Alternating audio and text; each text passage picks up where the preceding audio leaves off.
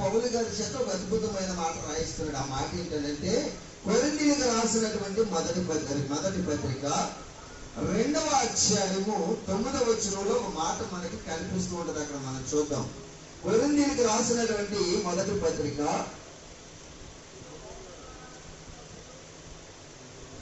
2వ అధ్యాయము 9వ వచనంలో ఒక అద్భుతమైన మాట మనకి అపోస్తుడైన పౌలు గారి చేత కొరింథీ సంఘానికి దేవుడు రాయించుతున్నటువంటి మాటను మీరు జ్ఞాపకం చేసుకోవాలి. ఏమని రాయబడి ఉంది? ఎందును గూర్చి దేవుడు తన్ను ప్రేమించి వారి కొరకు, అదనమాట, ఏమి సిద్ధపరిచెనో అవి కంటికి కనబడలేదు, చెవికి వినబడలేదు, మనుషుల హృదయమునకు అసలు అగోచరముగా మిగిలిపోయింది. ఇదంతా కూడా ఎవ్వరికి కనిపించడం లేదంట, ఎవ్వరికి వినిపించడం లేదంట, ఎవ్వరికి గ్రహించే స్థితి లేదంట. దేవుడు ఏం సిద్ధపరిచాడు ఏంటి? ఎన్ని లోకాలని చెప్పాను నేను? ఒక మాట చెప్తాను, జాగ్రత్తగా అమ్మా, అందరూ వినాలి. బైబిల్ మనం చదువుకునేటప్పటికి టైం అయిపోతుంది. చదివే వారిని చదవనా ఉంటాయి. ఇది జాగ్రత్తగా వినండి. ఇది దేవుని సమయం కనుక మనము ఎలాగినాలని చెప్తున్నాను, శ్రద్ధగా భయముతో ఒలుకుతూ దేవుని మాట వినాలి. మనము దేవుని మాట ఎడల మనకున్నటువంటి ఆసక్తిని మనం ఎట్లా చూపించాలి? ప్రియమైన దేవుని మాట ఎన్ని లోకాలని చెప్పాను? 3 లోకాలని చెప్పాను. 3 లోకాల్లో మొదటి లోకం దేవుడుండే లోకం, 2వ లోకం శరీరాలు ధరించిన మనుషులుండే మనముండే లోకం భూలోకం. 3వ లోకం ఏంటంటే దేహాన్ని విడిచిపెట్టిన తర్వాత ఆత్మకు వెళ్ళిపోయే లోకమే పాతాళ లోకం. ఇప్పుడు పాతాళ లోకంలో ఏమి సిద్ధపరిచాడు, భూలోకంలో ఏమి సిద్ధపరిచాడు, పరలోకంలో ఏమి సిద్ధపరిచాడు. ఇప్పుడు యేసు ప్రభు వారు ఏమి సిద్ధపరిచారు మనకేం తెలుస్తలేదంటమ్మా? కంటికి కనిపించడం లేదంట, చెవికి వినిపించడం లేదంట, మన హృదయాలకు గ్రహింపవడం లేదంట. ఆయన సిద్ధపరిచినవి మనం తెలిస్తే మనం ఎలా సిద్ధపడాలో మనకి అర్థమవుతుంది అనమాట. ఇప్పుడు బాగా గమనించాలి. మనం ఎలా సిద్ధపడాలో చెప్పడం కోసమే ఆయన ఏమి సిద్ధపరిచాడో మనకి చెబుతున్నాడు. ఆయన ఏమి సిద్ధపరిచాడో నేను ఒక మాటను మీకు చూపిస్తాను. ప్రకటన గ్రంథంలోనికి రండి ఒకసారి. 22వ అధ్యాయము 12వ వచనం చదవండి. ప్రకటన గ్రంథము 12వ అధ్యాయము 22వ అధ్యాయము 22వ అధ్యాయము 12వ వచనం. ఇదిగో నేను త్వరగా వచ్చుచున్నాను, వాని క్రియల చెప్పున ప్రతి వానికి ఇచ్చుటకు నేను సిద్ధపరిచిన, అదనమాట. ఏం సిద్ధపరిచడం? మనందరి కొరకు జీతం. అందరి కొరకు ఏం సిద్ధపరిచాడంట? జీతం సిద్ధపరిచాడు. ఏంటా జీతం? దేవుడు సిద్ధపరిచిన జీతం ఏంటి అంటే ఏం సిద్ధపరిచే జీతం అని చెప్తున్నాడు కదా. మన అందరి కొరకు ఏం సిద్ధపరిచాడండి ఆయన? జీతం. ఏంటా జీతం? జీతం ఎవరికి వస్తుంది? నెలవంతా పని చేసిన పనివాడికి వస్తుంది. పనివాడు తన జీతమునకు పాత్రుడు. పనిచేయనోడికి జీతం వస్తుందా? పనిచేయనోడికి జీతం వస్తుందమ్మా? అమ్మ చెప్పాలి. వస్తుందా? జీతం వస్తుందా? రాదు. ఇప్పుడు నువ్వు పని చేస్తున్నావు అనుకో, మస్టర్ వేసుకుంటూ ఉంటారు వాళ్ళందరూ కూడా. ఏం చేస్తారమ్మా? అటెండెన్స్ చేస్తూ ఉంటారు. మస్టర్ అంటే అటెండెన్స్ చేస్తూ ఉంటారు. ఈ అటెండెన్స్ ఎందుకు వేసుకుంటారు? నెలంతా ఎన్ని రోజులు వచ్చారో అవన్నీ కూడా చూసుకుంటూ ఉంటారు. పని చేసేవారు పని చేస్తూ ఉంటారు, జీతాలు సిద్ధపరిచేవారు జీతాలు సిద్ధపరుస్తూ ఉంటారు. మరి సహోదరులు అందరూ కూడా మరి ఫ్యాక్టరీలో డ్యూటీ చేసుకుంటారు. నెలంతా చేసేవాడికి ఆయన ఎన్ని రోజులు చేసాడో అన్ని కూడా వాళ్ళు సిద్ధపరుస్తూ ఉంటారు. ఆయనకి ఇవ్వాల్సిన జీతాన్ని ఆయనకి సిద్ధపరుస్తారు. ఎందుకని? ఆయన పని చేసాడు కనుక, పనివాడు తన జీతమునకు పాత్రుడు కనుక సిద్ధపరిచిన జీతం ఆయనకి ఇచ్చేస్తారు. చేసిన వానికి జీతం సిద్ధపరచండి. ఇప్పుడు బైబిల్లో కూడా మనకి ఏమని చెప్పబడిందంటే, మీ అందరి కొరకు నేను జీతం సిద్ధపరిచాను, నేను త్వరగా వస్తున్నాను కనుక వచ్చినప్పుడు ఆ జీతాన్ని మీకు నేను ఇస్తాను. ఏంటి ఆ జీతం? ఏ జీతం ఇస్తాడు? మన కొరకు సిద్ధపరిచిన జీతం ఏంటి? ఏ జీతం సిద్ధపరిచాడు?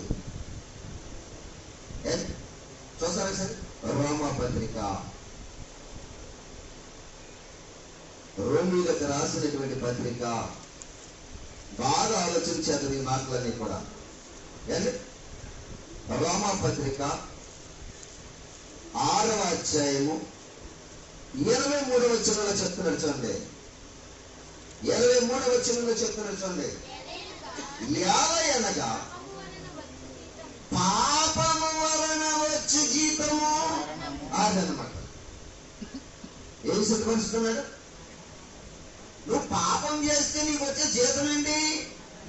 మరణం. వాని క్రియలను బట్టి నేను ఏం చేస్తున్నాడు? జీతము సిద్ధపరుస్తున్నాను. సిద్ధపడు. మీకు ఇప్పుడు చెప్పుకున్న పాఠాంశం ఏంటంటే, మనుషుల కొరకు దేవుడు సిద్ధపరిచిన ఏంటి? ఏమి సిద్ధపాటు చేశాడు దేవుడు? మనుషుల కోసం దేవుడు ఏమి సిద్ధపాటు చేశాడు అని అంటే, పాపము చేసిన వారికి మరణం అనే జీతాన్ని సిద్ధపాటు చేశాడు.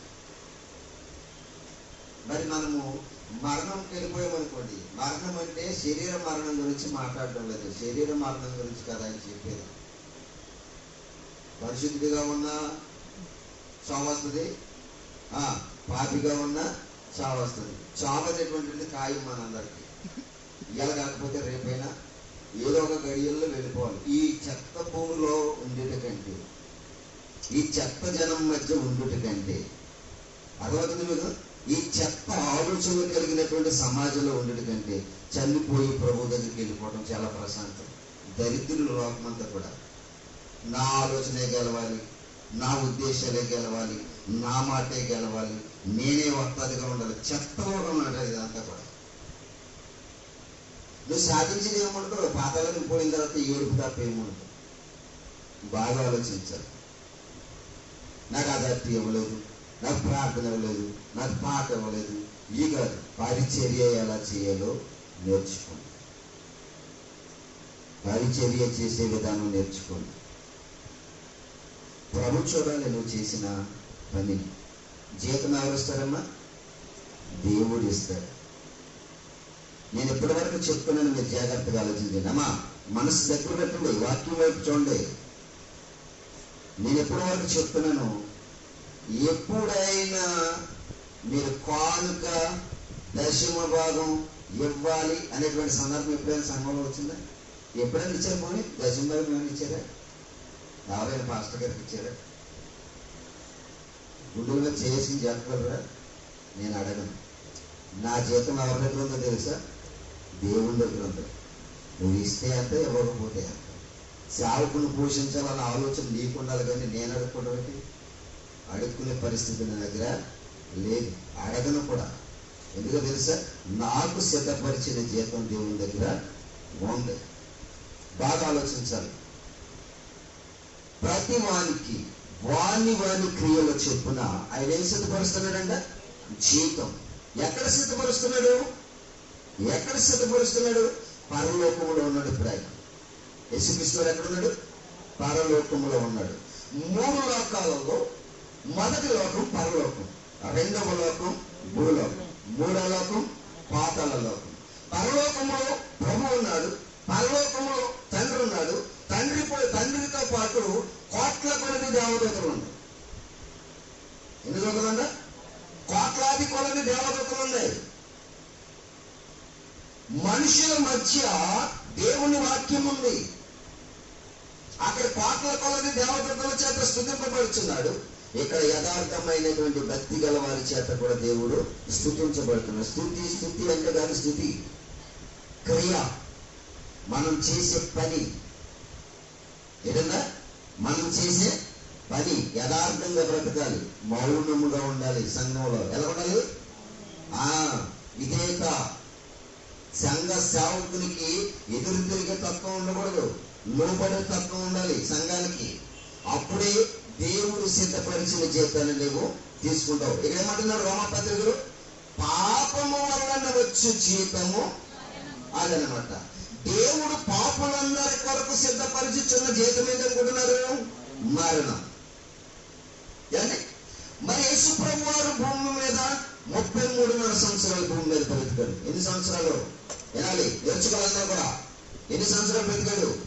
33.5 సంవత్సరాలు యేసు ప్రభు వారు శరీరాన్ని దాల్చి భూమి మీద బ్రతికాడు. 33.5 సంవత్సరాలు బ్రతికిన యేసు ప్రభువు పరలోకానికి వెళ్ళక ముందు సమాజానికి ఒక ఇంటిచ్చాడు, ఇంటేషన్ ఇచ్చాడు, ఒక గైడెన్స్ చెప్పాడు. ఏంటి ఆ గైడెన్స్ అనంటే, ఇదిగో నేను త్వరగా వచ్చిచున్నానన్న మాట ఎప్పుడో తెలుసా? భూమి మీద బ్రతుకున్నప్పుడే వెళ్ళిపోతూ శిష్యుడికి చెప్పాడు. ఆ మాట అయితే మనం చూద్దాం. యోహాను గారు రాసినటువంటి సువార్త 14వ అధ్యాయము ఏమని రాశాడో మనం ఒకసారి మాటను మనం చూద్దాం. యోహాను గారు రాసినటువంటి సువార్త 14వ అధ్యాయము 2వ వచనం కానించి మనం చదువుకుందాం. నా తండ్రి ఇంట అనేకమైన నివాసములు కలవు, లేని ఎడల నీతో చెప్పుదును, నీకు స్థలము సిద్ధపరచ వెళ్ళుచున్నాను అన్నాడు. నీకు స్థలము సిద్ధపరచ వెళ్ళుచున్నాను అన్నాడు. ముందేం సిద్ధపరిచాడు? ఏమి సిద్ధపరిచాడు? జీతం. మొదటి సిద్ధపరిచింది ఏంటంట? జీతం. రాసుకునే వాళ్ళు రాసుకుని చక్కగా, వినేవాళ్ళు జాగ్రత్తగా ఉండండి. మొదటి సిద్ధపరిచింది జీతం. రెండవది ఏం చేసిందంట? పరలోకంలో స్థలము సిద్ధపరచడానికి వెళుచున్నాడంట. కానీ పరలోకంలో ఏం సిద్ధపరచడానికి వెళ్తున్నాడంట? స్థలం. నీ స్థలం ఎక్కడ ఉంది ఇప్పుడు? పరలోకంలో ఉంది. మనం జాగ్రత్తగా గమనించాలి ఈ విషయం. పరలోకంలో మనకు స్థలము సిద్ధపరచబడుతుంది. యేసుప్రభువు చెప్పాడు. ఏమా పరలోకంలో ఏం సిద్ధపరుచుకుందంటే? స్థలం. నేను స్థలము సిద్ధపరచబడుచున్నాను. ఎవరికి? తన యందు భయభక్తులు కలిగిన వారికి. మనం ఫస్ట్ నుంచి చదువుకున్నాం చూసారా? దేవుడు తన్ను ప్రేమించే వారికి ఏమి సిద్ధపరచునో అవి కంటికి కనబడలేదు, చెవికి వినబడలేదు, హృదయమునకు గోచరం కాలేదంట, గ్రహింపు కాలేదంట. మనిషికి కంటికి కనబడలేదంట, చెవికి వినబడలేదంట, హృదయానికి కూడా ఏం కాలేదంట, గ్రహింపు కాలేదంట. ఏంటవి? దేవుడు సిద్ధపరిచినవి. దేవుడు మనిషి కొరకు ఏం చేశాడంటమ్మా? సిద్ధపరిచినవి. మనుషులకి కనబడటం లేదు, మనుషులకి వినబడటం లేదు, మనుషులకి అగోచరం కావడం లేదు. పరలోకంలో స్థలం సిద్ధపరిచాడు. ఇక్కడ ఏమన్నాడు? భూమి మీద మీ కొరకు ధనమును సిద్ధపాటు చేసుకోవద్దు అన్నాడు. భూమి మీద మీ కొరకు ధనమును సిద్ధపాటు చేసుకోవద్దు అన్నాడు. మనం ఏం చేస్తున్నాం? బ్యాంకుల్లో వేసేస్తున్నాం. ఏం చేస్తున్నాం అనగా, భూమి మీద మీ కొరకు ధనము కూర్చుకొనవద్దు. ఎందుకంటే మీ పరిస్థితి ఎక్కడ ఉందని చెప్పాడు? పరలోకంలో ఉంది. మీ కొరకు నేను స్థలము సిద్ధపరుస్తున్నాను, గొప్ప ఇల్లు కడతానండి అన్నాడు. ఏ ఇల్లు కడతాడంట? ఏంటి ఆయన కట్టబోయే ఇల్లు ఎలాంటిది అనుకున్నారు? ఏంటి చాలా అద్భుతంగా ఉంటుందండి లోకం. ఆ అద్భుతమైన లోకంలోనికి ఇప్పటి వరకు ఎవరు వెళ్ళలేదు. అందరూ కూడా ఎక్కడ ఉన్నారు తెలుసా? పాతాళ లోకంలో ఉన్నారు ఆత్మలుగా. యేసు ప్రభు అక్కడే పరలోకం నుంచి భూమి మీదకి వచ్చాడు, భూమి మీద నుంచి పాతాళ లోకానికి వెళ్ళాడు, పాతాళ లోకంలో నుంచి భూమి మీదకి వచ్చాడు, మరలా భూమి మీద నుంచి పరలోకానికి వెళ్ళిపోయాడు. యేసు అక్కడే వచ్చాడు, యేసు అక్కడే వెళ్ళాడు. వెళుతూ ఆయన సిద్ధపరిచినవేవో, దేవుడు మనుషుల కొరకు సిద్ధపరిచినవేవో అన్ని కూడా తేట తెల్లగా మనందరికీ కూడా చెప్పేశాడు. పరలోకంలో ఏం సిద్ధపరచబడుతుంది? స్థలం. పరలోకంలో ఏం సిద్ధపరచబడుతుంది? జీతం. మనకి జీతం సిద్ధపరచబడుతుంది. వాని క్రియలను బట్టి జీతం సిద్ధపరచబడుతుంది. వినాలి, అనవలసిన దాని కూడా వినాలి, అందరూ కూడా వినాలి, జాగ్రత్తగా వినాలి మాటలన్నీ కూడా. సిద్ధపరిచినవి నీ సొంతం కావాలని దేవుడు అనుకుంటున్నాడు. పరలోకంలో ఉన్న స్థలం నీ సొంతం కావాలనుకుంటున్నాడు. ఆయన నీ కొరకు సిద్ధపాటు చేశాడు. అక్కడ సిద్ధపాటు చేసిన యేసు ప్రభు వారి భూమి మీద ఏమన్నాడండి, నేను తండ్రి దగ్గరికి వెళుతున్నాను, మీ అందరి కొరకు స్థలము సిద్ధపరచడానికి వెళుతున్నాను. అక్కడ తండ్రి దగ్గర మీకు అనేకమైన ఏమున్నాయని చెప్పాడండి, నివాసాలు కలవు అన్నాడు. ఏం కలవంట? నివాసములు కలవు. అవి సిద్ధపరుస్తున్నాడు.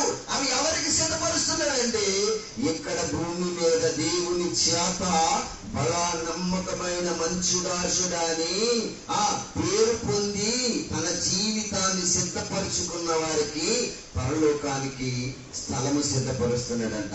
మీరు బాగా గమనించండి. ఇక్కడ ఎన్ని లోకాల గురించి చెప్తున్నాను ఇప్పుడు నేను? 3 లోకాల గురించి చెప్తున్నాను. ఉన్నవే 3 లోకాలు. ఉన్నవే ఎన్ని లోకాలు? 3 లోకాలు. నేను పైన మీకు అలా చూపించుకుంటూ వెళ్తున్నాను. ఇందులో భావన మీకు తెలిస్తే చాలా ఆశ్చర్యపోస్తారు. తెలుసండి, ఇది ఒక రోజుతో అయిపోయేది కాదు. టాపిక్ మీకు అలా పైన వాటిని సందర్భాలు చెప్పుకుంటూ తీసుకెళ్తున్నాను ఇప్పుడు అంతే. అసలు వీటి గురించి ఆలోచించాలంటే వారం రోజులు మనం కూర్చుని ఆలోచించిన దీని గురించి మనకి తెగదు. కానీ మీ సందర్భాలు ఈ రోజు చెప్పుకుంటూ వెళుతున్నాను. పరలోకములో దేవుడు మనుషుల కొరకు ఏం సిద్ధపరుస్తున్నాడంట? స్థలము సిద్ధపరుస్తున్నాడంట. నివాసాలు ఉన్నాయంట మనందరికీ కూడా. ఆ నివాసానికి మనం చేరాలంటే ఈ భూమి మీద దేవుని కొరకు అన్ని ఏం చేయాలంట? విడిచిపెట్టాలి, ప్రయాసపడాలి. నీ సొమ్ము నువ్వుగా దాచుకోవడం, దేవుని పని కొరకు ఎలాగో ఖర్చు పెట్టాలనేటువంటిది ఆలోచన కలిగి ఉండాలి. నువ్వెక్కడ ఖర్చు పెట్టు, ఇది ఎక్కడికి వెళ్ళిపోతుందో తెలుసా? పరలోకపు బ్యాంకులోకి వెళ్ళిపోతుందంట. నీ డబ్బు నువ్వు దాచుకుని, నీ తిండి నువ్వు తిని, నీదే చేసుకుంటూ నువ్వేదో వాక్యం వినడానికి వెళ్ళి వచ్చేస్తే దేవుని పని ఏం చేసావు? నువ్వు చేసావా దేవుని పని? ప్రార్థిస్తే దేవుని పన, పాట పాడితే దేవుని పన, ఏంటి దేవుని వాక్యం చెప్తే దేవుని పన, దేవుని వాక్యం చదివితే దేవుని పన. దేవుని పని అంటే ఏంటి? ఆయన కొరకు కొన్ని ఆత్మల రక్షణార్థమైన సువార్తను ప్రకటించడం కోసం నీకు కలిగిన దాన్ని అమ్మి దేవుని పనిని ఖర్చు పెట్టడమే పరలోకపు తండ్రి పని. ఏం చేశావు నువ్వు త్యాగం దేవుని కొరకు? యేసు నీ కొరకు ప్రాణాన్ని త్యాగం చేశాడు, మరణాన్ని అనుభవించాడు, సమాధిలో 3 దినాలు ఉన్నాడు, 3 దినాలు శ్రమను అనుభవించిన దేవుని కోసం నువ్వు చేసిన త్యాగం ఏంటి? ఆయన సిద్ధపరిచిన దాని కోసం నువ్వు ఏ ఆలోచన కలిగి ఉన్నావు? ఏం ఆలోచిస్తుంది సమాజం? క్రైస్తవ సమాజానికి దేవుడు సిద్ధపరిచినవి తెలిసినవా? మనందరి కోసం ఏం సిద్ధపరిచారు తెలుసా? భూమి మీద ఆయన సిద్ధపరిచింది రక్షణ. మనుషులందరి కొరకు భూమి మీద ఆయన సిద్ధపరిచింది ఏంటి? రక్షణ. రక్షణ సిద్ధపరిచింది. యేసుక్రీస్తు వారి ద్వారా మనందరికి ఏం కలుగుతుందంట?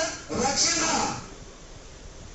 ఆయనలో పాప విమోచన కలుగుతుంది. ఆయనలో సమస్త కల్మషము తొలగించబడుతుంది. ఆయనలో ఏమైనా తెలుసా? సమస్త విధములైనటువంటి రుగ్మతమందరి కూడా పోతుంది. ఆయన మన కొరకు ఏం సిద్ధపరిచాడు చేశా? రక్షణ. ఇది ఎప్పుడు వాగ్దానం చేశాడు తెలుసా? యెషయా గ్రంథం చూద్దాం ఒకసారి. అద్భుతమైన మాట. యెషయా గ్రంథము 56వ అధ్యాయము 1వ వచనాన్ని మనం చదువుకుందాం. ఏమి రాశాడు దేవుడు, ఏమి రాయించాడు మనం చూడాలి. ప్రియమైన దేవుని వారలారా, యెహోవా ఇలాగు సెలవిచ్చుచున్నాడు, నా రక్షణ వచ్చుటకు. అదనమాట. ఏం పరిచాడంటండి? సిద్ధపరిచాడు. మనందరి కొరకు ఏం సిద్ధపరిచాడమ్మా? రక్షణ. మొదటి ఏం సిద్ధపరిచాడు? జీతం. రెండవది పరలోకముల స్థలం. మూడవది రక్షణ. భూమి మీద మనందరి కొరకు దేవుడు సిద్ధపరిచింది ఏంటి తెలుసా? రక్షణ. రక్షణ సిద్ధపరిచాడు. అందుకని దేవుడు చెప్తున్నాడు, ఇంత గొప్ప రక్షణను నువ్వు నిర్లక్ష్యం చేసిన ఎడలా శిక్ష నుండి నీవు ఎలాగూ తప్పించుకుంటావు. నేను సిద్ధకి వినబడడం లేదు, ఈ హృదయంతో వాటిని గ్రహించడం లేదు. రక్షణ అనేటువంటి సిద్ధపాటు ఉంది. సిద్ధపరిచాడు యేసుక్రీస్తు వారు. ఆయన శిలువలో రక్తాన్ని కాల్చి మరణించి సమాధి చేయబడి 3వ దినాన తిరిగి లేచి 40 దినాలు మరలా భూమి మీద ఉండి తర్వాత పరలోకానికి అందరి ఎదుట సాక్షిగా వెళ్ళిపోయాడు. దొంగసాటికి వెళ్ళిపోయాడు యేసుప్రభువు వారు. వినాలి ఏంటన్నారా? దేవుని మనసు అర్థం చేసుకోండి ప్రియమైన దేవుని వారు. దేవుని బాధ, దేవుని ఆవేదన, దేవుని యొక్క మనసులో ఉన్నటువంటి ఆ గొప్ప త్యాగాన్ని మీరు అర్థం చేసుకోవాలి. ఏమి సిద్ధపడి చేశాడంట? జీతం సిద్ధపడి చేశాడు. ఏ జీతం అది? పాపము వల్ల వచ్చే జీతము. ఇప్పుడు మనం పాపములో ఉండడం వల్ల మరణం జీతంగా వస్తే యేసుక్రీస్తు వారు మరణంలో వచ్చినటువంటి జీతాన్ని కొట్టివేసి రక్షణ అనేటువంటి సిద్ధపడి చేసి పరలోకములో ఉన్నటువంటి ఆ నివాస స్థలానికి, గొప్ప స్థలానికి మనం వెళ్ళాలని ఆయన మనకు పరలోకములో ఏం సిద్ధపరుస్తున్నాడంట? గొప్ప నివాసము సిద్ధపరుచున్నాడంట. అక్కడికి వెళ్ళాలంటే మనం ఏం చేసుకోవాలి? ఆయన భూమి మీద సిద్ధపరిచిన రక్షణను మనము పొందాలి. రక్షణ ఎప్పుడైతే పొందుతామో అప్పుడు పరలోకములో సిద్ధపరిచిన వాటిని మనము పొందగలం. జాగ్రత్తగా గమనించాలి. అందుకే భూలోకములో సిద్ధపరిచింది ఏంటమ్మా? భూలోకములో దేవుడు సిద్ధపరిచింది ఏంటి? రక్షణ. రక్షణ మన కొరకు ఏం చేశాడంటే దేవుడు సిద్ధపరిచేశాడు. మనుషులు ఏం చేస్తున్నారు? దాన్ని నిర్లక్ష్యం చేస్తున్నారు. నిర్లక్ష్యం.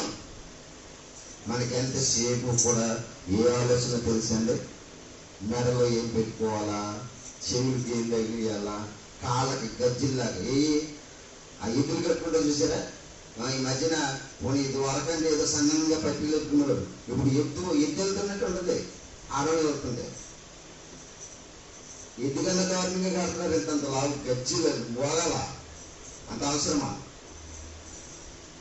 అయితే బాగా ఆలోచించాలి. దేవునికి వెళ్ళి ఎక్కువ చేసేవారంటే అసలు ఇష్టం ఉండదు. అందుకే బైబిల్లో రాయించేసాడు, మీరు తగుమాత్రపు వస్త్రాలు ధరించుకోవాలి, తగుమాత్రంగా అలంకరించుకోవాలి అన్నాడు.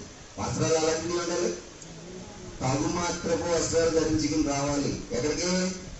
సంఘంలోకి వచ్చేటప్పుడు వెరైటీగా బయలుదేరి రాకూడదు. మనం సంఘములో దేవుడు చూసేది ఏంటో తెలుసా? వినయం, విధేయత, లోబడే తత్వాన్ని చూస్తాడు దేవుడు. అది ఆయనకు కావలసింది. నువ్వు సంఘములో ఎంత క్రమంగా కూర్చుంటున్నావు, సంఘములో ఎలా ఉంటున్నావు, సంఘ బిడ్డలతో ఎలాంటి సహవాసం చేస్తున్నావు, సేవకుడితో, సేవకుని భార్యతో, సేవకుని పిల్లలతో ఎలా ఉంటున్నావు, ఎలాంటి కనెక్టింగ్ ఉంది నీకు? అసహ్యమైన మాటలా, అసహ్యమైనటువంటి వేషాలా, అసహ్యమైనటువంటి సందర్భాల సంఘంలో అలాంటివి ఉండకూడదు. మనం మౌనంగా రావాలి, మౌనంగా వెళ్ళిపోవాలి. సంఘం నుంచి అల్లరితో కూడిన పాట, ఆట మనకి ఇక్కడ జరగకూడదు. అది దేవుని క్రమము మాత్రము కాదు. ఒళ్ళు దగ్గర పెట్టుకుని ఎవరైనా సరే నేను చెప్పే మాటలు ఇది దేవుడు చెబుతున్న మాట, బాగా గమనించాలి. దేవుడేమన్నాడు? సంఘములు సరసొక్తులైనను, భూతులైనను, పూకిరి మాటలైనను ఆడకూడదు, అది మీకు తగదు అన్నాడు. అది మీకు తగదు. ఇప్పుడు చూడండి, మనకు దేవుడు సిద్ధపరిచినది. దేవుడు ఏం చేశాడమ్మా? సిద్ధపరిచాడంట. ఏంటది? పరలోకములో స్థలం సిద్ధపరుస్తున్నాడంట. ఎవరికి? రక్షణ పొందుతున్న వారికి. ఇక్కడ సిద్ధపరిచిన దేవుడు, ఇక్కడ సిద్ధపరిచిన మనుషుల కొరకు సిద్ధపరిచిన రక్షణ ఎవరైతే పొందుతారో ఆ రక్షణ సిద్ధపాటు కలిగినటువంటి వారికి పరలోకములో దేవుడు నివాసములు సిద్ధపరిచుచున్నాడంట. ఏమి సిద్ధపరిచాడంట? నివాసములు సిద్ధపరిచాడంట. ఒక 5గురు ఓ గుంపు, ఒక 5గురు ఓ గుంపు, 10 మంది కలిపి ఒక గుంపుగా కూడుకుని సిద్ధపడ్డారంట. ఏదమ్మా? 10 మందిగా ఒక గుంపుగా కూడి సిద్ధపడ్డారంట. ఏంటది అని అంటే ఓ పెళ్లి కుమారుడు గురించి సందర్భం గురించి చెప్పాడు. అంటే యేసు ప్రభు వారు రాకడలో సంఘం యొక్క సిద్ధపాటు గురించి సందర్భాన్ని ఊహించి అక్కడ ఉపమానంగా దేవుడు మనకి చెప్పాడు. అదొకసారి మనం ఆలోచించేద్దాం. మత్తయి సువార్త 25వ అధ్యాయము 10వ వచనంలో ఆ మాట ఉంటుంది. మనం ఒకసారి చూద్దాం ఆ మాటని. మత్తయి గారు రాసినటువంటి సువార్త 25వ అధ్యాయము 10వ వచనంలో ఒక అద్భుతమైన మాట మనకి కనిపిస్తూ ఉంటుంది. చూద్దాం అక్కడ. వారు కొనుకోవచ్చునగా పెండ్లి కుమారుడు వచ్చును, అప్పుడు సిద్ధపడి ఉన్నవారు అతనితో కూడా పెండ్లి విందుకు లోపలికి పోయి అంతటా తలుపు వేయబడును. ఆ తరువాత తగ్గిన కన్యకులు వచ్చి అయ్యా మాకు తలుపు తీయమని అడగగా అతడు మేము నెరగనని నీతో నిశ్చయముగా చెప్పుతున్నాను అన్నాడు. ఎంతమంది సిద్ధపడ్డారు? ఐడియా సంఖ్య ఎంత? అక్కడ 10 మంది. 10 మంది సిద్ధపడ్డారు. ఎవరిని ఎదుర్కోవాలని? పెండ్లి కుమారుడితో పాటు పెండ్లి శాలలోనికి వెళ్ళాలని. పెండ్లి శాల ఏదనుకుంటున్నారు? పరలోకం. పెండ్లి శాల ఏది? పరలోకం. పరలోకంలోనికి పెండ్లి శాలలోనికి వెళ్ళాలంటే పెండ్లి కుమారుడితో పాటు వెళ్ళిన వాళ్ళు వెళ్తారు. ఉన్నవాళ్ళు వెళ్ళడానికి అవకాశం అక్కడ లేదు. ఇప్పుడు పెండ్లి శాల అనేటువంటి పరలోకంలోకి తీసుకెళ్ళడానికి పెండ్లి కుమారుడు ఎవరంటే యేసుక్రీస్తు ప్రభు వారు. ఇక్కడ ఈ పెండ్లి కుమారుడు ఎవరంటే సంఘం. ఈ సంఘం ఎలా ఉండాలి అంటే 10 మంది కలిపి సిద్ధపడ్డారు. 10 మంది కలిపి సిద్ధపడ్డారు. సిద్ధపడి గురించి చెప్తున్నాడు, మీకు జాగ్రత్తగా వినాలి. ఇప్పుడు దేవుడు ఏమి సిద్ధపరిచునో అవి కంటికి కనబడలేదు, చెవికి వినబడలేదు, హృదయమునకు ఆ గోచరం కాలేదంట. గ్రహించలేకపోతున్నారు మనుషులు. అందుకే ఇప్పుడు దేవుడు క్లారిటీగా చెప్పడం కోసం ఎంత బాగా రాయించాడో చూడండి. అయితే దీన్ని అర్థం చేసుకోవడానికి చెప్పేవారు మంచిగా చెప్పితే అర్థమవుతుంది అనమాట. ఇప్పుడు చూడండి, ఇక్కడ ఏమంటున్నాడు చూడండి. మత్తయి సువార్త 5వ అధ్యాయంలో ఆయన చెప్పుతున్నటువంటి సందర్భం ఏంటంటే 10 మంది సిద్ధపడ్డారు, 5 మాత్రమే ఎత్తబడ్డారు. ఎంతమంది ఎత్తబడ్డారు? 5 మాత్రమే ఎత్తబడ్డారు. ఈ 5 ఎవరు?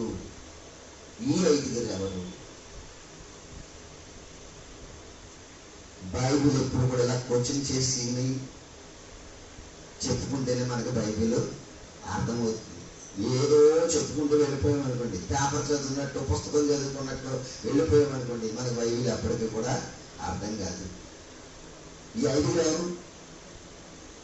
ఎవరు? బుద్ధి కలిగిన వారంటే ఎవరో చెప్పండి. బుద్ధి కలిగిన వారు అంటే ఎవరు? అంటే దేవుని వాక్యాన్ని విని నేర్చుకుని రక్షణ పొందిన వారు. ఎవరెవరు? బుద్ధి కలిగిన కన్యకులు. యేసు ప్రభు వచ్చేస్తాడంట. ఆయన ద్వారం దగ్గర ఉన్నాడంట. మనల్ని తీసుకెళ్ళడానికి వచ్చేస్తాడంట. మనల్ని సిద్ధపడమన్నాడు. మనం సిద్ధపడి ఉంటే ఆయన వచ్చి రాగానే మనము వెళ్ళిపోతాం ఆయనతో పాటు అనుకుని ఏం చేశారంట? రక్షణ పొంది నిరీక్షణతో పెండ్లి కుమారుని కొరకు ఎదురు చూసే గుంపుగా ఉందంటండి. ఇది ఎలా చేస్తున్నారట? ఎదురు చేస్తున్నారంటే ఎవరి కోసం? పెండ్లి కుమారుని కోసం సిద్ధపడిపోయారు. పెండ్లి కుమార్తె ఎలా సిద్ధపడుతుందమ్మా? ఎలా సిద్ధపడుతుంది? చక్కగా స్నానం చేపిస్తుంది, మంచి వస్త్రాలు, చెట్టు, ఇంకా పువ్వులు, ఇంకా చాలా బాగా బంగారము, వజ్రాలు, ఇక పెద్ద పెద్దలు రాజుల కుటుంబంలో అయితే ఇంకేవేవో ఆభరణాలు ధరింపజేసి పెండ్లి కుమార్తెను మొత్తం చేస్తారు. ఈ మొత్తం చేసిన తర్వాత పెండ్లి కుమార్తెని తీసుకుని వెళ్ళిపోతాడు. ఇప్పుడు యేసుక్రీస్తు వారు కూడా చెప్పింది ఏంటంటే, భూమి మీద ఉన్నప్పుడు చెప్పాడు, 33.5 సంవత్సరాలు భూమి మీద బ్రతికినప్పుడే చెప్పాడు, నేను వస్తాను, నేను వచ్చేటప్పటికి మీరు ఎలా ఉండాలి తెలుసా? సిద్ధపడి ఉండాలి. ఆ సిద్ధపడి ఎలాగో కూడా చెప్పేశాడు, ఇదిగో మీ అందరి కొరకు సర్వలోకంలో ఉన్న పాపం అందరూ చేశారు, అందరూ పాపం చేశారు. ఆ పాపం చేసిన వారందరి కొరకు మరణం రాసుకోండి. మరణం జీతంగా రాబోతుంది. ఆ మరణాన్ని కొట్టేసి, ఆ జీతాన్ని కొట్టేసి మీకు పరలోకంలో నివాస స్థలముగా ఆ నిత్య రాజ్యాన్ని మీకు ఇవ్వడం కోసం, సిద్ధపరచడం కోసం వెళ్తున్నాను. ఇక్కడ సిద్ధపరిచిన రక్షణ మీరు పొందితే అక్కడ సిద్ధపరిచినటువంటి ఆ నివాస స్థలములోనికి మీకు నివాసం కలిగిద్దని యేసుక్రీస్తు వారు మొదటి శతాబ్దంలో చెప్పాడు. ఇప్పుడు పొందిన రక్షణ పొందిన బుద్ధి కలిగిన కన్యకల వల్లే యేసుక్రీస్తు రాకడ వరకు మనం ఏం చేయాలంట? నిరీక్షణ. నీలో ఉన్న నిరీక్షణ ఏదో తెలుసా? ఈ బుద్ధి కలిగిన 5 కన్యకల్లో ఉన్నటువంటి నిరీక్షణ ఏదో తెలుసా? సమస్తములు దేవుని కొరకు ఏం చేశారు? విడిచిపెట్టేశారు. బాగా గమనించాలి. సమస్తము దేవుని కొరకు ఏం చేశారమ్మా? మనం విడిచిపెట్టామా? ఏమైనా విడిచిపెట్టామా దేవుని కొరకు? మరి మన భక్తి కరెక్టే అంటారా? ఒకసారి చెప్పండి. మన భక్తి కరెక్టే అంటారా? మనకు వద్ద మరి పరలోకం వద్దా? మనం భక్తి చేసేది ఎందుకు? పరలోకం కోసమా, లేకపోతే ఏదో నామకార్థ భక్తి చేస్తున్నాము? నామకార్థ భక్తి అయితే మాత్రం చేయదు, రావద్దు కూడా. దేవుని దగ్గరికి రావద్దు. దేవుని దగ్గరికి వచ్చేవారు ఎలాంటి వారు అయ్యిందో తెలుసా? దేవుడు నాకు పరలోకములో సిద్ధపరిచిన స్థలాన్ని నేను పొందాలి అని పౌలు ఏం చేశాడు తెలుసా? తనకు కలిగిన కోట్ల కొలది ఆస్తినంతని కూడా పెంటగా పనేశాడు. నువ్వేంటి పెంటను పూజ చేసుకుంటున్నావు? పెంటను పూజ చేసుకుంటున్నావేంటి? ఆయనేమో పెంట అంటున్నాడు సమస్తము. మీరు ఈ లోకం గురించి ఆలోచిస్తున్నారు, పరలోకం గురించి ఆలోచించడం లేదు. బాగా గమనించాలి. క్రైస్తవులందరూ కూడా ఈ లోకం గురించి ఆలోచిస్తున్నారు, పరలోకం గురించి ఆలోచించడం లేదు. ఎంతలో కనబడేంతలో మాయమైపోయే ఆవిరి వంటి జీవితం అని మనకి దేవుడు చెప్పాడు. మనం ఇప్పుడు కాకపోతే రేపైనా పోతాం, పోయేవారమే, ఉండేవారు మాత్రము కాదు. మరి పోయే నీకు ఎందుకు ఈ ఆశ? పరలోకములో ఉన్న దేవునిని ఆయన చిత్తపరుచుచున్నటువంటి వాటిని చూడరా? చెప్పలేదా దేవుడు మనకి? మీకు రక్షణ సిద్ధపరచని, రక్షణ పొందన్నాడు. కానీ మీ కొరకు పరలోకంలో అనేకమైనవి సిద్ధపరచున్నాను, అవి పొందండి అని చెప్పాడే. ఇవన్నీ నిర్లక్ష్యం చేస్తే నీకు కలగపోయేది ఏంటో తెలుసా? ఏంటి తెలుసా? పేతురు గారు రాసిన మొదటి పత్రిక చదవండి. ఎంత బాగుందో చూడండి మాట. పేతురు గారు రాసినటువంటి మొదటి పత్రిక చదవండి. 4వ అధ్యాయం 5వ వచనంలో చూడండి మాట ఏమని రాయబడిందో. పేతురు గారు రాసిన మొదటి పత్రిక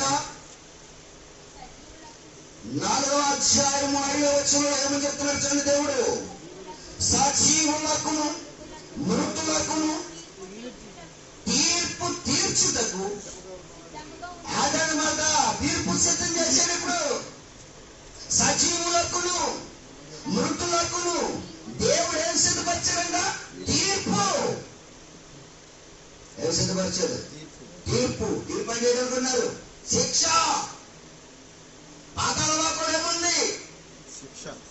ఏముంది పాతాళ లోకంలో? తెలియదా మీకు? పాతాళ లోకములో అసలు పాతాళ లోకం ఎవరి కోసం చేసాడో తెలుసా? చిన్న ఇంటేస్తానంటే మరి అవన్నీ చెప్పాలంటే నాకు సమయం కాదు. చాలా సందర్భాలు ఉంటాయి. బైబిల్ అంటే చాలా సందర్భాలు ఉంటాయి. బాగా ఆలోచిస్తే అర్థమవుతుంది అనమాట. ఇక్కడ పాతాళ లోకం అనేటువంటిది, అగ్నిగుండం అనేటువంటిది ఎవరి కొరకు సిద్ధపరిచాడు దేవుడు? ఎవరి కొరకు సిద్ధపరిచాడు? మత్తయి సువార్త చూద్దాం. ఆ మాట కూడా చూద్దాం. 25వ అధ్యాయము మత్తయి గారు రాసినటువంటి సువార్త 25వ అధ్యాయము ఏమని రాయబడిందో చూడండి. అక్కడ మత్తయి గారు రాసినటువంటి సువార్త 25వ అధ్యాయము 41వ వచనం చదవండి. 41వ వచనాన్ని 41వ వచనం. అప్పుడు ఆయన ఎడమ వైపు ఉండు వారిని చూచి, శపించబడిన వారులారా, నన్ను విడిచి అపవాదికి వారి దూతలకును సిద్ధపరచబడిన నిత్యాగ్ని నిత్యాగ్నిలోనికి పోవుడి అన్నాడు. చూడండి, పోవుడి అన్నాడు. పాతాళంలో కూడా ఏం సిద్ధపరిచాడు? ఇప్పుడు నిత్యాగ్ని సిద్ధపరిచాడు. పరలోకంలోనేమో స్థలాన్ని సిద్ధపరుస్తున్నాడు, భూమి మీదేమో రక్షణ సిద్ధపరిచాడు, పాతాళ లోకంలోనేమో అగ్నిని సిద్ధపరిచాడు. బాగా గమనించాలి వాక్యాన్ని. పరలోకంలో సుఖం ఉంది, భూలోకంలో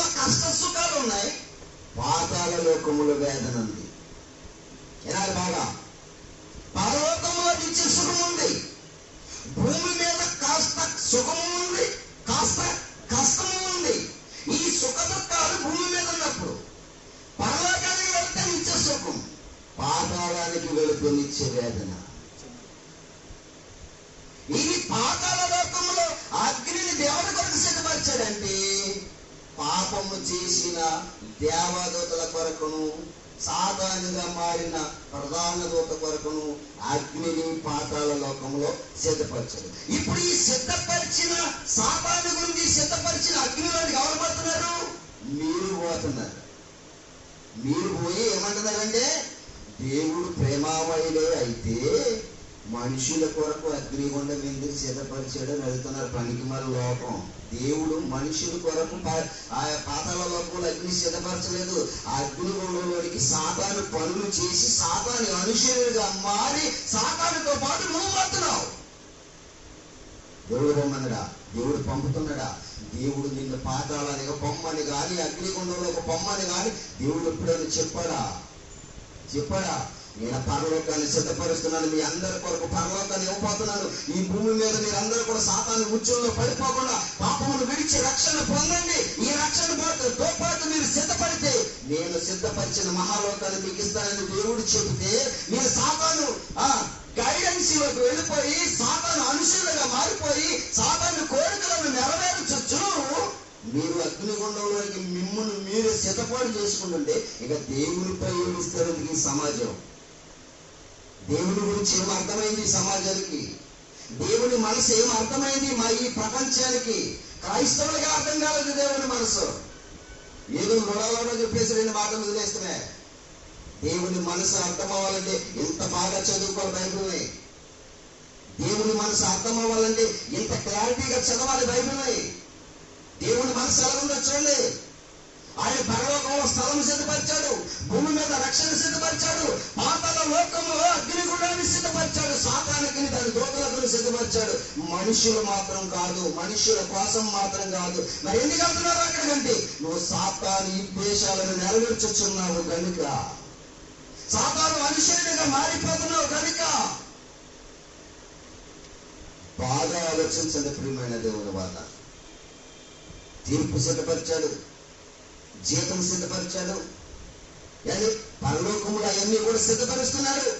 భూమి మీద రక్షణతో పాటు అన్ని సౌకర్యాలు సిద్ధపరిచాడు. పాతాళంలో కూడా ఏం సిద్ధపరిచాడేమో మన చదవండి. 41 రాయబడిందో, అప్పుడు ఆయన ఎడమ వైపు ఉన్న వారిని చూచి శపింపబడిన వారు వెంటనే చూడండి. ఇక్కడ ఎవరమ్మా? ఎవరు శపింపబడిన వారు? వినాలి, నా వైపు చూడాలన్నా కూడా. ఎవరు ఈ శపింపబడిన వారు? బుద్ధి లేని కన్యలు. ఎలా శపింపబడిన వారు? ఎందుకని శపింపబడిన వారు? పెళ్లి కుమారుడితో పెళ్లిశాలలోనికి ప్రవేశించలేనటువంటి పరిస్థితులకు సిద్ధపడ్డారు. ఎలాగా? బుద్ధి లేని వారిగా సిద్ధపడ్డారు. అంటే రక్షణ పొందుతారు, బాప్తిసం తీసుకుంటే అయిపోయింది అనుకుంటారు. పని చేయరు. పని ఏంటో తెలుసా? బుద్ధి కలిగిన 5 కన్యకులకు బుద్ధి లేని 5 కన్యలకు తేడా ఏంటంటే ఒక సందర్భం ఉంది, చెప్తాను మీకు. అదే మత్తయి సువార్త 25వ అధ్యాయము 35వ వచనం ఒకసారి చదవమ్మా. 35వ వచనం ఒకసారి చదవండి. నేను ఆకలి గుంటిని, మీరు నాకు భోజనం పెట్టితిరి, తప్పికుంటిని, నాకు దాహం ఇచ్చితిరి, పరదేశులై ఉంటిని, నన్ను చేర్చుకుంటిరి, దిగంబరుడై ఉంటిని, నాకు బట్టలు ఇచ్చితిరి, రోగులై ఉంటిని, నన్ను చూడవచ్చితిరి, సరసాలలో ఉంటిని, నా యొద్దకు వచ్చితిరని చెప్పాను. అందుకు నీతిమంతులు ప్రభువా, ఎప్పుడు నీవు ఆకలి ఉండి ఆయనను చూచి నీకు ఆహారం ఇచ్చితిని, నీవు దప్పుకుని చూచినప్పుడు దాహం ఇచ్చితిని, ఎప్పుడు పరదేశం అయి ఉండు చూచి నిన్ను చేర్చుకుంటుని, దిగంబరి అయి ఉండు చూచి బట్టలు ఇచ్చితిని, ఎప్పుడు రోగి అయి ఉండు ఆయనను సరసాలో ఉండు ఆయనను చూచి నీ యొద్దకు వచ్చితిమని ఆయన అడిగెదరు. అందుకు రాజు మిక్కిలి అల్పులైన ఈయన సహోదరులలో ఒక్కడికి చేస్తే మీరందరూ కూడా ఎవరు చేసినట్టు తెలుసా? దేవుడికి చేసినట్టు. ఆకలి ఉన్నవాడికి ఏం పెట్టాలి? ఏం పెట్టాలి? ఎవరికి? ఏ ఆకలి ఉన్నవాడికి? పరిశుద్ధులలో. ఏంటన్నారా? సంఘాలలో పరిశుద్ధులైన వారికి ఆకలి ఉన్నప్పుడు ఏం పెట్టాలమ్మా? చేస్తున్నారు సంఘాలు. ఎవడైనా ఏ సంఘంలో ఆయన చేస్తున్నాడు ఈ పని? వీళ్ళు సిద్ధపాటు కలిగిన వాళ్ళ, సిద్ధపాటు కలిగిన వాళ్ళ ఎలాంటి వాళ్ళు? బుద్ధి లేని సిద్ధపాటు కలిగిన వాళ్ళు అందరూ కూడా. ఏ సిద్ధపాటు అమ్మాయిల? బుద్ధి లేని సిద్ధపాటు. వీళ్ళందరూ ప్రభువా ప్రతి ఆదివారం ప్రార్థనలో కూర్చోను, ప్రతి ఆదివారం మా మాస్టర్ గారు చెప్పిన వాక్యాన్ని విను, ప్రతి ఆదివారం ప్రార్థన చేసాం, ప్రతి ఆదివారం నాడు రొట్టె విరి చేసాం, ఆ ద్రాక్షారసం తాగం, ఇవన్నీ చేశాం కదా, మాకెందుకు పర్లోకం, బాప్తిసం పొంది చాలా సీనియారిటీ ఉంది మాకు సంఘాల్లో అని అడుగుతారంట. అలాంటిదంట ఏ కార్యక్రమం అయినా చేసావా? ఆకలిగా ఉన్నవాడికి భోజనం పెట్టావా? దాహంగా ఉన్నవాడికి నిలిచావా? యేసుప్రభు వారు మొదట్లో చెప్పాడు, ఏమైనా తెలుసా? నా పేరట గిన్నెడు చన్నీళ్లు నా సేవకుడికి ఇస్తే మీరు దాని ప్రతిఫలమును పోగొట్టుకోలేరు అని చెప్పాడు. మీరు ఏ సేవకుడికి, నీ సేవకుడికి ఎప్పుడైనా ప్రతిఫలంగా ఒక గిన్నెడు చన్నీళ్లు కానీ ఒక పూట భోజనం కానీ నీకు వాక్యాన్ని చెప్పే సేవకుడికి ఎప్పుడైనా పెట్టావా? ఎదిగవా? నీకు పర్లేదు,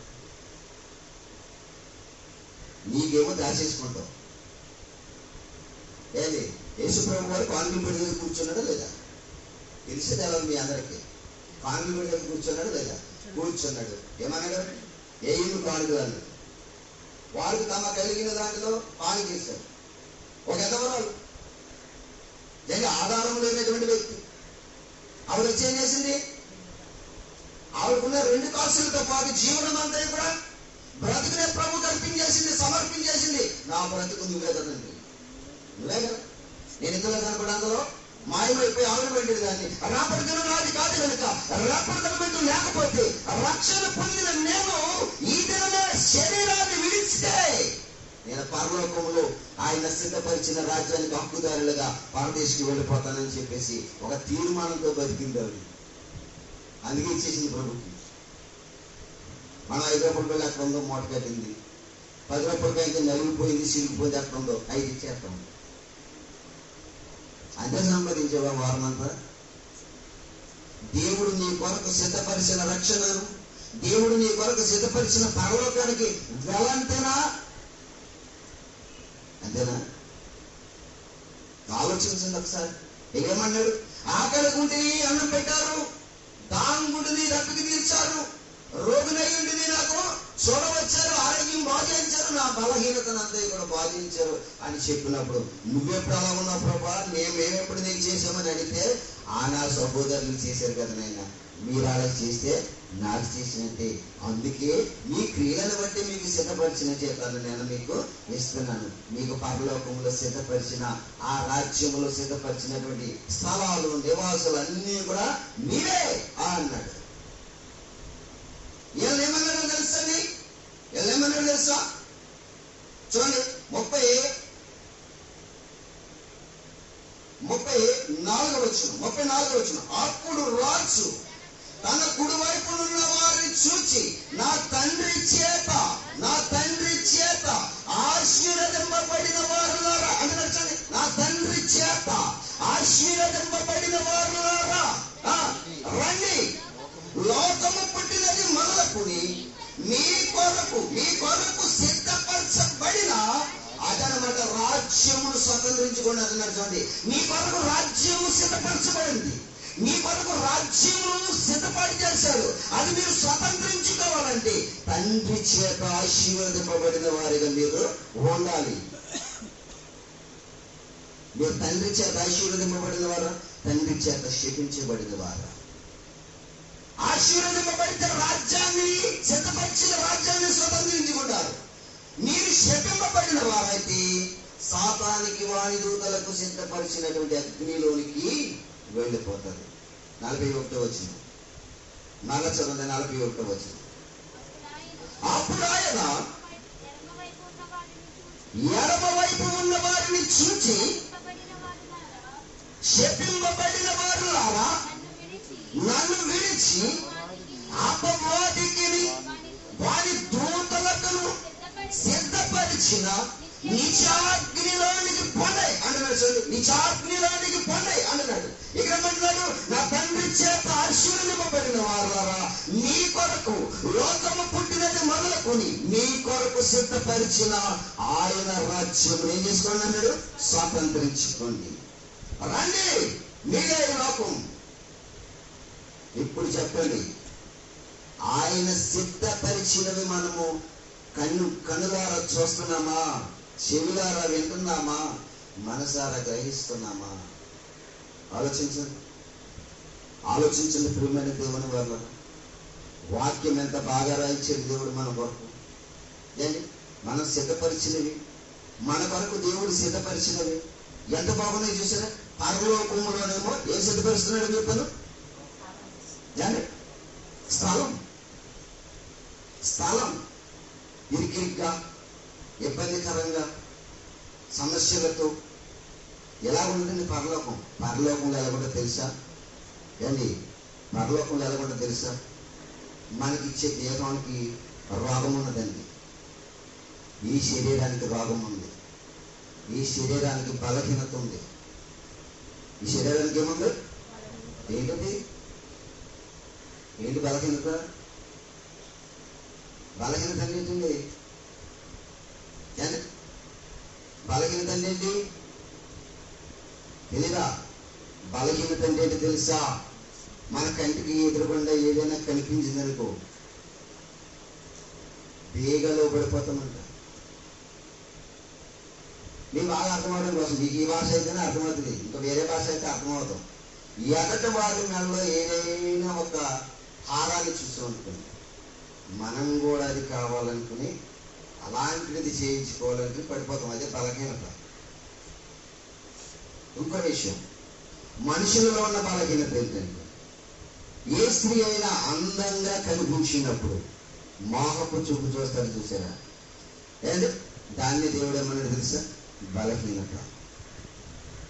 శరీరానికి ఏముందో తెలుసా? బలహీనత ఉంది. అందుకే జాగ్రత్తగా శరీరాన్ని ఏం చేయాలో నలగ కొట్టుకోవాలి, దేవుణ్ణి కాపాడాలి. ఈ శరీరాన్ని జాగ్రత్తగా కాపాడితేనే పరలోకంలో దేవుడు మనకు సిద్ధపరిచిన మహాలోకానికి మనము వెళ్తాం.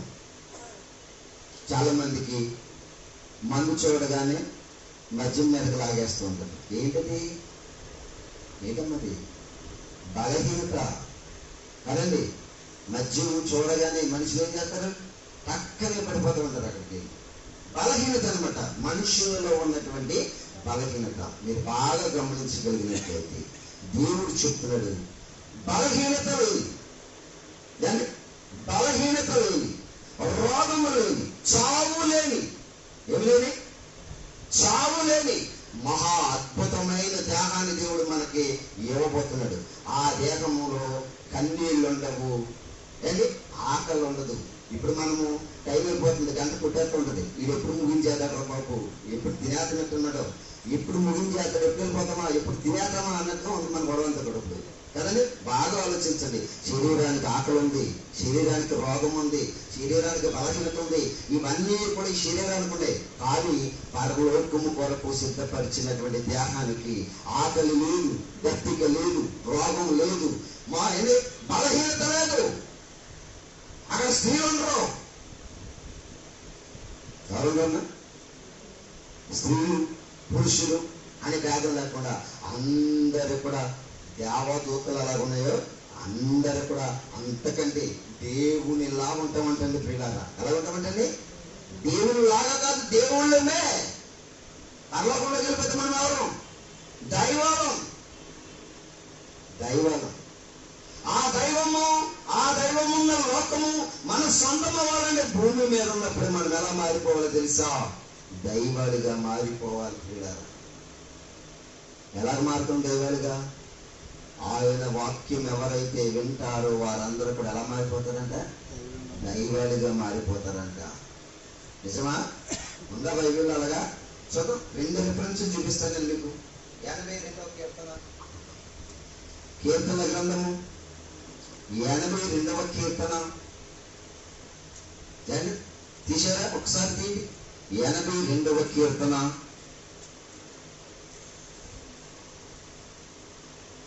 చూడండి ఎంత బాగుందో ఆ మాట. మొదటి వచనం చదువమ్మా. 82వ కీర్తన మొదటి వచనం. దేవుని సమాజంలో దేవుడు నిలిచి ఉన్నాడు, దైవముల మధ్యను తీర్పు తీర్చున్నాడు. ఎంతకాలము అన్యాయముగా తీర్పు తీర్చుదురు. అడేమన్నాడమ్మా, దైవముల మధ్య ఏం తీరుస్తున్నాడండి ఆయన? దైవములంటే ఎవరు? దైవాలంటే ఎవరు చెప్పండి మీరు? దైవం అంటే దేవుని వాక్యం ఎవరికి వచ్చునో వారే దైవాలను చెప్తున్నాడు మనకు దేవుడు. దేవుని వాక్యం ఎవరికి వచ్చునో వారే దైవాలు. మనమందరం కూడా వాక్యము చేత పెట్టుకున్నప్పుడు మనమందరం ఎలా మారిపోతాం తెలుసా అండి? దైవాలుగా మారిపోతాం అంటండి. మనం దైవాలుగా మారాలంటే ఈ వాక్యాన్ని మనము చేత పట్టుకోవాలంట. అందుకే దైవముల మధ్య ఏం చేస్తున్నాడంట? తీర్పు తీర్చున్నాడంట. మనమందరినీ దేవుడు ఎలా పోలుస్తున్నాడంటే దైవాలుగా పోలుస్తున్నాడు. దైవం కాస్త ఏమైపోయింది? దెయ్యంగా మారిపోయాం. మనం దైవాలమైన మనం ఎలా మారిపోయామంట? దెయ్యంగా మారిపోయాం. దెయ్యపు రూపాన్ని, దెయ్యపు స్వరూపాన్ని మనం విడిచిపెట్టి మళ్ళీ ఎలా మారిపోవాలంట? దైవాలంగా మారిపోవాలంట. ఏమి సిద్ధపరిచాడమ్మా? కానీ ఏం సిద్ధపరిచాడు? జీవితం సిద్ధపరిచాడు, పరలోకంలో స్థలము సిద్ధపరిచాడు, భూమి మీద రక్షణ సిద్ధపరిచాడు, పాతాళ లోకంలో నిత్యాగ్నిని సిద్ధపరిచాడు. పాపము చేసిన వారిని అందరినీ కూడా నిత్యాగ్ని దండంలో పంపేస్తాడు. శపించబడిన వాళ్ళ రానుడంతే. శపించబడిన వారికి సిద్ధపరిచిందేంటి? కానీ సాతానుతో పాటు అగ్నిగుండం. ఆశీర్వదింపబడిన వారికి సిద్ధపరిచిందండి పరలోక రాజ్యములో స్థానం. అది ఆశీర్వదింపబడిన వారికి చేసింది, ఇది శపించబడిన వారికి చేసింది. ఈ శపించబడిన వారు ఎవరు? ఆశీర్వదింపబడిన వారు ఎవరు? ఆశీర్వదింపబడిన వారు 5 బుద్ధి కన్యకలు, శపించబడిన వారు బుద్ధి లేని 5 కన్యకలు. వీళ్ళ గురించి హిస్టరీ రాశాడు దేవుడు. ఈ హిస్టరీలో ఏమనుందంటే, దేవుడు మానవుని కోసం పరలోకంలో ఏమి సిద్ధపరుస్తున్నాడు, భూమి మీద ఏమి సిద్ధపరిచాడు, పాతాళ లోకంలో ఏమి సిద్ధపరిచాడు, ఇవన్నిటిని గురించి మనందరికీ అర్థం అవడం కోసం ఇలా రాయించాడు. మనం అందరం ఇప్పుడు విన్నాం. ఇప్పుడు మనకి ఏం కావాలి? భూమి మీద ఉన్న రక్షణ ఉంది, సిద్ధపరిచిన రక్షణ. అది మనం ఏం చేయాలి? పొందాలి. అది మనకి కావాలనుకోవాలి. ఏంటి? మనకి ఏదైనా ప్రతీది కూడా ఏమనుకుంటాం? అది బాగుందని నాకు కావాలనుకుంటున్నాం. ఇప్పుడు పరలోకం చాలా బాగుంటుంది, అది మనం కావాలనుకోవాలి. రక్షణ చాలా బాగుంటుంది, అది మనకు కావాలనుకోవాలి. మనకు నచ్చింది పక్కకు దోచేస్తాం. పాతాళ లోకంలో అగ్నిగుండం ఉంది, అది మనకు నచ్చేది కాదు. దాన్ని ఏం చేసేది? ఇప్పుడు పక్కకు దోసేయాలి. అది సిద్ధపరచబడిన దాన్ని పక్కకు దోసేయాలి. అది మనకు వద్దు. ఎందుకంటే అక్కడికి వెళితే మనకి వ్యాధనే తప్ప, రోదనే తప్ప, ఏంటి తీరని బాధ తప్ప ఇంకేమీ కూడా మనకు అక్కడ లేదు. ఎంతకాలం అనుకున్నారా? ఎంతకాలం అనుకున్నారా? యుగ యుగాలు నీ ఆత్మకు చావులేదు కదా. నీ ఆత్మకే చావులేదు కదా. చావు లేని ఆత్మ అక్కడికి వెళ్ళిపోతే యుగ యుగాలు మండే గుండంలో మనిషికి ఏముందో తెలుసా? వ్యాధన ఉంది. కనుక పరలోకములో సిద్ధపరిచినటువంటి ఆ మహాలోకపు ఉద్దేశాలను అవలేదు. చాలా ఉంది చెప్పడానికి. నేను ముగిస్తున్నాను, ఎందుకంటే టైం అయిపోయింది కనుక నేను ముగించేస్తున్నాను. జాగ్రత్తగా వినాలి. ఇది చెప్పాలంటే ఇప్పుడు అయ్యేది కాదు. కనుక మీరు జాగ్రత్తగా నేర్చుకోండి. మీకు ఒక క్లూ ఇవ్వడం కోసం పరలోకంలో ఏముందో చెప్పాను, భూమి మీద ఏముందో చెప్పాను, పాతాళ లోకంలో ఏముందో కూడా చెప్పాను, వివరించి చెప్పాను. ఎన్ని లోకాలని చెప్పాను? 3 లోకాలు. తండ్రి ఉండే లోకం ఏది? దేవుడు ఉండే లోకం పరలోకం. మనుషులు నివసించే లోకము భూలోకం. ఆత్మలు నివసించే లోకము పాతాళ లోకం. పాతాళ లోకంలో కూడా 2 స్థలాలు ఉన్నాయి. ఏంటంటే పాతాళ లోకంలో కూడా 2 స్థలాలు ఉన్నాయి, ఒకటి కాదు. ఒకటి పరదేశం ఉంది. పాతాళ లోకంలో ఏముంది? పరదేశం ఉంది. పరదేశ్ పాతాళ లోకంలో ఉంది. పరదేశం ఎక్కడ ఉందమ్మా? పాతాళ లోకంలో ఉంది. పాతాళ లోకంలో పరదేశం ఉంది. వేదనకరమైన స్థలం కూడా ఉంది. పాపము చేసి దేవుణ్ణి అంగీకరించకుండా సిద్ధపరిచిన రక్షణ పొందకోకుండా చనిపోయిన ప్రతివాడు వేదనకరమైన స్థలంలోనికి వెళ్ళిపోతాడు. పాపమును విడిచిపెట్టి ప్రభువును అంగీకరించి ఆయన సిద్ధపరిచిన రక్షణను పొందిన వాడు పరదేశుడికి వెళ్తాడు. యేసు ప్రభు చనిపోతే ఎక్కడికి వెళ్ళాడు? పరదేశికి వెళ్ళిపోయాడు. పాపి మార్పు చెంది యేసు ప్రభువుని అంగీకరించిన తర్వాత పాపి యేసు ప్రభుతో కూడా ఎక్కడికి పరదేశికి వెళ్ళిపోయాడు. పరదేశికి వెళ్ళిన వాడు అక్కడ ఉండిపోయాడు. పరదేశికి కాలేజీకి వెళ్ళిన యేసు ప్రభు మాత్రం మరలా లేచి వచ్చేసాడు. బాగా గమనించాలంటున్నాను. అందుకే వాక్యం ఎంత బాగుంటుంది.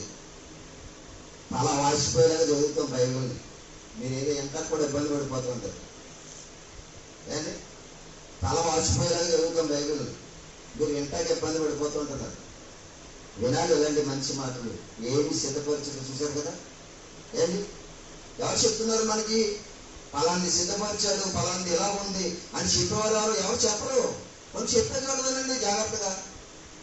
బైబిల్ ఎంత బాగుందో చూడండి. దేవుని మనసు అర్థం చేసుకోండి. దేవుని కొరకు మనం అందరం కూడా ఏం చేయాలంట? సిద్ధపడాలంట. అండి మీరు బాగా ఆలోచించండి. ఒకే ఒక్క రిఫరెన్స్ చెప్పి నేను బిగిన్ చేస్తాను. బాగా ఆలోచించేయండి. యెహెజ్కేలు గ్రంథము ఒకే ఒక రిఫరెన్స్. ఈ మాటలు చెప్పి నేను బిగిన్ చేస్తాను. యెహెజ్కేలు గ్రంథము 38వ అధ్యాయము 7వ వచనం. ఎందుకంటే అవలేదు, నేను మరి సమయము చాలా సరిపోలేదు కనుక ఈ రిఫరెన్స్ చెప్పి నేను బిగిన్ చేస్తాను. జాగ్రత్తగా విన్నాం ఈ మాట కూడా. యెహెజ్కేలు గ్రంథము 38వ అధ్యాయము 7వ వచనం. అక్కడ ఏమని రాయబడింది చూద్దాం ఒకసారి మాట. నీవు సిద్ధముగా ఉండుము, నీవు సిద్ధపడి నీతో కలిసిన సమూహం అంతటిని సిద్ధపరిచుము. ఇప్పుడు జాగ్రత్తగా ఉన్నాను. ఫైనల్కి మార్చి చెప్పేసి నేను ముగింపు చేస్తున్నాను. ఇప్పుడు నేను సిద్ధపడ్డానండి. నేను ఎవరిని? నేను దేవుని సేవకుని. నేను సిద్ధపడ్డాను. నాతో పాటు సమూహము సంఘాన్ని కూడా నేను ఏం చేస్తున్నాను? సిద్ధపడి చేస్తున్నాను. మీ అందరినీ పాపము లోకములో నుంచి బయటికి క్రీస్తులోనికి నడిపించడం కోసం నడిపించి బాప్తిసం ఇచ్చి చక్కటి వాక్యం చెప్తున్నానుగా. అలటప్ప వాక్యాలు ఇవన్నీ కూడా మంచి ప్రసంగాలు చెప్తున్నాను మీ అందరికి. లోపల ఎవరికి తెలుసా? ప్రసంగాలు చేసే నాది కాదు. విని వాక్య ప్రకారంగా మీ జీవితాలను సిద్ధపరచుకోకపోతే మీది లోపం. ఏదో తగ్గిడి బిగ్గిడి మాటలు వాళ్ళు చెప్పేసానుకో ఎవరి లోపం? తోని తీసేటండి నన్ను. యారా నేను చెప్పిన మనసు ఏం చెప్పావు నువ్వు అని అడుగుతాడు. ఈ తగ్గిడి బిగ్గిడి కదా అందరూ కూడా అక్కడికే పోతారు. ఇప్పుడు ఎవరు బోధకులు కావద్దన్నాడు. బోధకుడు అయ్యాడా కరెక్ట్గా వాక్యాన్ని ఆలోచించి చెప్పాలి. ఏదో 4 తగ్గిడి మాటలు ఏదో చెప్పేసాడు అనుకోండి, సంఘము పోతే సంఘంతో పాటు సేవకుడు కూడా పోతాడు. అందుకే ఒళ్ళు దగ్గరొట్టుకు బైబిల్ చదివి బాగా ఆలోచించి సమాజానికి ఏది చెప్పాలో అది మాత్రమే చెప్పడానికి సేవకుడిగా నిలబడాలి. రాలేదనుకో నోరు ముచ్చుకు వినాలి. ఎంతో చెప్పడం రానప్పుడు వినాలంతే. నేనేదో జనానికి కాపాడాలని చెప్పకూడదు. బాగా వినండి. అందుకే నీవు సిద్ధపడము, నీతో ఉన్న జన సమూహమును కూడా ఏం చేయమంటున్నాడు? సిద్ధపరచు. ఎక్కడికే? తండ్రి రాజ్యమును స్వతంత్రించుకోవడానికి, ఆ మహాలోకాన్ని స్వతంత్రించుకోవడానికి రక్షణ సిద్ధపరచాను. ఆ రక్షణలోనికి అందరినీ నడిపించి సిద్ధపరచు. నువ్వు సిద్ధపడు, నీతో పాటు ఉన్న వారిని సిద్ధపరచు అన్నాడు. ఇలా చెప్పుకుంటూ వెళ్ళిపోతే నోవాహు వాడు సిద్ధపరిచేది. అంటే చాలా ఉన్నాయి అంటున్నాను. అందుకే చాలా ఉన్నాయి. నోవాహు ఏం సిద్ధపరిచాడమ్మా? వాడు సిద్ధపరిచాడు. ఎందుకని? తన కుటుంబం, తనను తనతో ఉన్న వారిని దేవుని మహాలోకానికి సిద్ధపరచడం కోసం, ఆ యొక్క జలప్రలయంలో నుంచి నాశనంలో నుంచి తప్పించడం కోసం నోవాహు వారిని సిద్ధపరిస్తే నోవాహు వారిలోకి ఎవరు వచ్చారమ్మా? ఎవరు వచ్చారు? పనికి మళ్ళీ వాళ్ళందరూ ఎవరు రారు. నువ్వు వాడు సిద్ధపరచు, మా నాశనం వచ్చేట మాకు తెలిసినే వాళ్ళని చేశారు. ఎవరిని? నోవాహుని అన్నాడు. దేవుడు ఏమన్నా తెలుసా?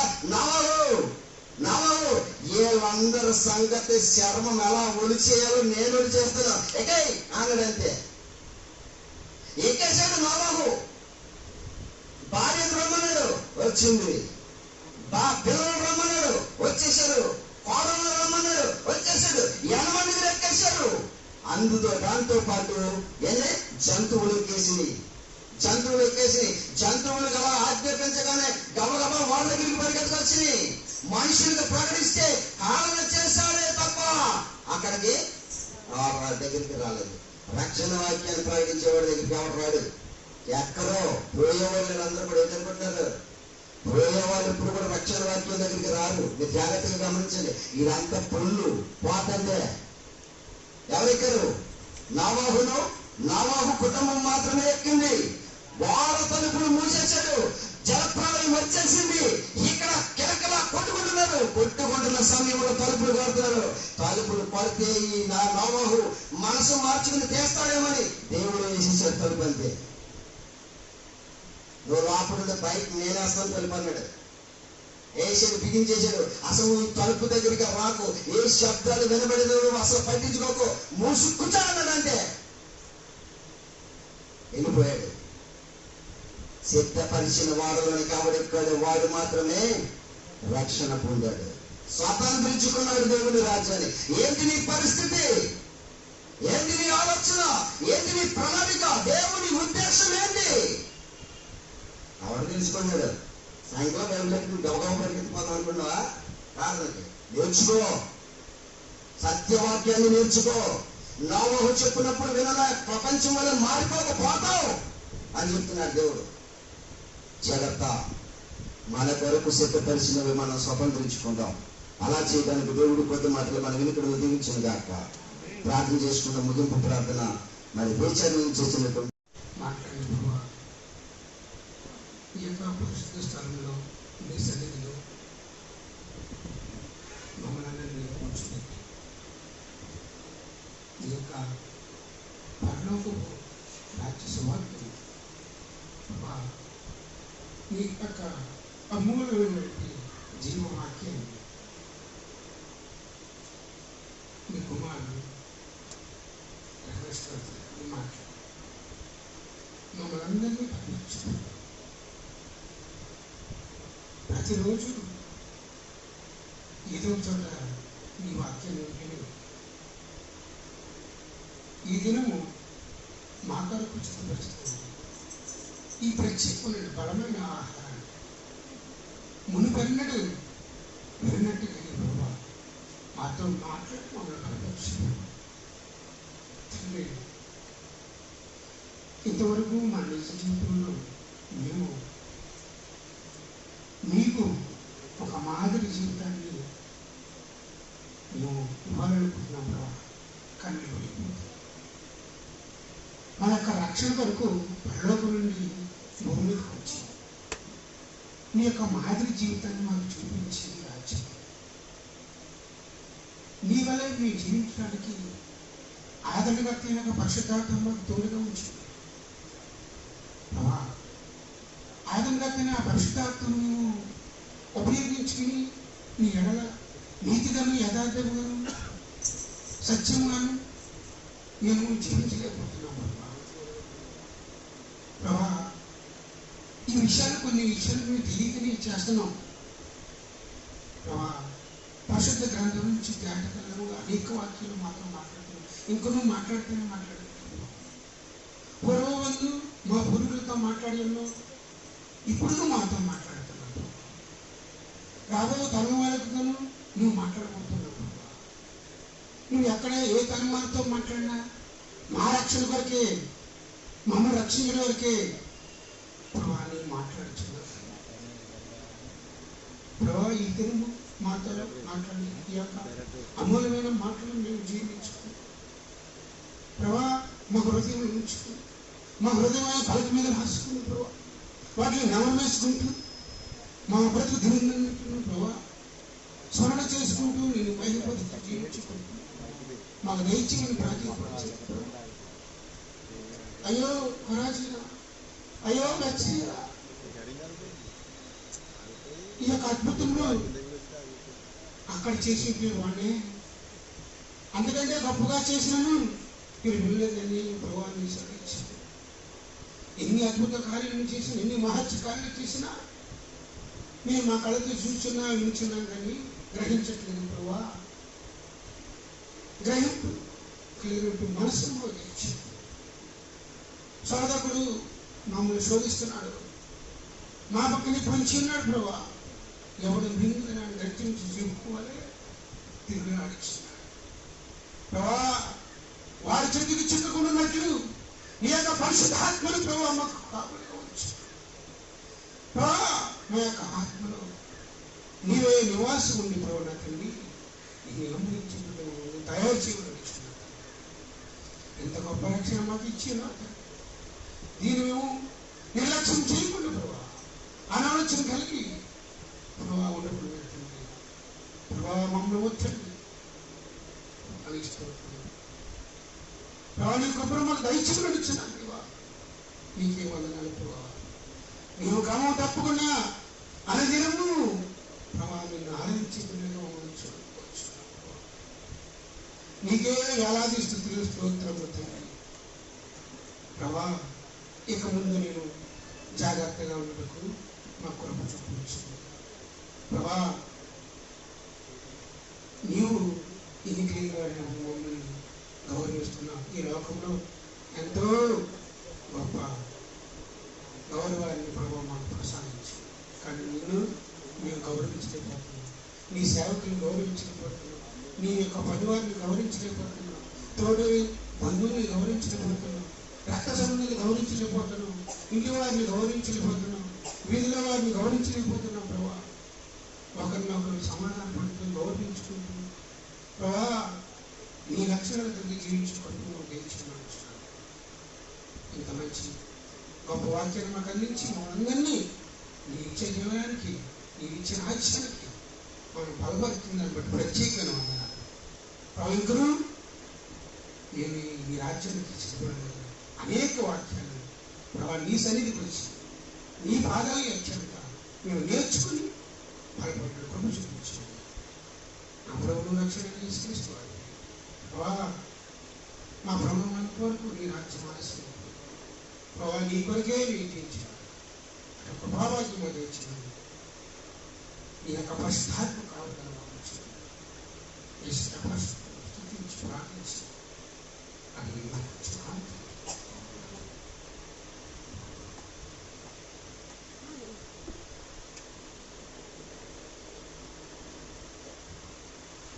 మరి సమయంలో జాన్పేట వచ్చిన సంఘ విశ్వాసాలందరినీ మీరు జ్ఞాపకం చేసుకోండి. ఇదిగో మా ప్రభా మరి జాన్పేటకు వచ్చినటువంటి సెక్యూరిటీ గార్డు జాబ్ని బట్టి మా ప్రభా ప్రార్థన చేస్తున్నాం. మీరు మంచి ఆరోగ్యం దయచండి, క్రమంగా చేసుకోవడానికి యజమానులు అయిన పైన దయచూపగలిగినట్టు మంచి ఆరోగ్యం చేత అది చేసుకోవడానికి కొనసాగించడానికి మీ కృపను దయచేయండి నాయన. కూడి వచ్చిన సంఘ విశ్వాసాలందరినీ కూడా మీరు సిద్ధపరచండి నాయన. మరి వారు తీసుకొచ్చిన స్వీట్ను కూడా మీరు జ్ఞాపకం చేసుకోమని పలహారం పంచి ఉండగా మీ సహాయం దయచండి. నువ్వు నాకు ఇచ్చిన భార్యను, ఇద్దరు కుమార్తెను జ్ఞాపకం చేసుకుని ఆయుష్ను ఉండి ఆరోగ్యాన్ని దయచేయండి. ఈ పరిచర్యలో పాలుభాగస్తులుగా చేయండి. ఇంకా మీ దాసులైన నాకు మీ మహాజ్ఞాన సంగతులు సమాజానికి చెప్పడానికి నన్ను బలపరచండి, తెలివిని వివేచన అనుగ్రహించండి, జ్ఞానశక్తిని జ్ఞానవాక్కులు నా హృదయం నుండి మా ప్రభా జలధారులుగా జీవజల నదులుగా మా ప్రభు నా హృదయంలో నుంచి ప్రవహింపచేసి నేను ప్రకటించే ప్రతి మాట మనుషుల మనసులను మార్చగలిగేదిగా ఉండగలిగినట్లు నన్ను బలపరచమని యేసుక్రీస్తు ప్రభుల వారి పేరట ప్రార్థించి వేడుకొంటున్నాము తండ్రి. ఆమేన్. ఇప్పుడు మన తండ్రి అయిన దేవునికి కుమారుడైన యేసుక్రీస్తు వారి యొక్క కృప, ఆదరణకర్త అయినటువంటి పరిశుద్ధాత్మ కన్యని సహవాసం సదా మనకు సకల పరిశుద్ధులకు ప్రార్థించబడిన అంశములని నెరవేర్చబడ్డారు. ఇక్కడ కూర్చుని విన్న వారికి శబ్దాంతరం ద్వారా విన్న వారందరికీ సదా తోడేంటి నడిపించను కాక అందరికీ హృదయపూర్వకమైన వందనాలు. All of you. God bless you.